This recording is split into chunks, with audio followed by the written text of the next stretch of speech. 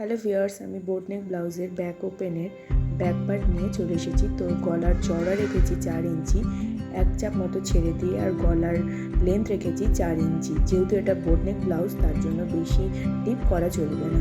যদি চাও আরও কমও করতে পারো, ব্যাস 4 ইঞ্চি, কিন্তু হাইস্টের বেশি করলে ভালো লাগবে না। এবার দুটো পার্টকে আমি সেপারেট করে নিলাম। দেন মেন ফেব্রিকের সাথে লাইলিনটা অ্যাটাচ করে নিলাম। লাইলিন অ্যাটাচ করার পর এক্সট্রা যে কাপড়গুলো ছিল সেগুলোকে কেটে বাদ দিয়ে পিঠের ট্যাগিংয়ের জন্য 3.5 ইঞ্চি মার্ক করে এক চাপে ভালো করে সেলাই করে নেওয়ার পর হুক পট্টি আর চাপা পট্টি লাগাবো। তার জন্য ঘাটির দিকের জন্য লাইলিন আর আস্তরটা নিয়ে নিলাম, ব্যাক দিকে লাগিয়ে তার উপরে চাপ সেলাই দিয়ে ভালো করে মুড়ে নিয়ে একদম ধার দিয়ে সেলাই দিয়ে নিতে হবে, যাতে ভেতরের সেলাইটা না দেখা যায়। সেমভাবে আর একটাও সেলাই দিয়ে নিতে হবে।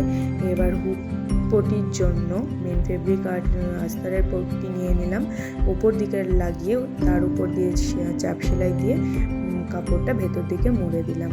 ব্যাস রেডি। এবার গলার পট্টি অ্যাটাচ করলে রেডি হয়ে যাবে। তো তার জন্য আমি ট্যাচা করে কাপড় কেটে নিলাম 1.5 ইঞ্চি চওড়া রেখে।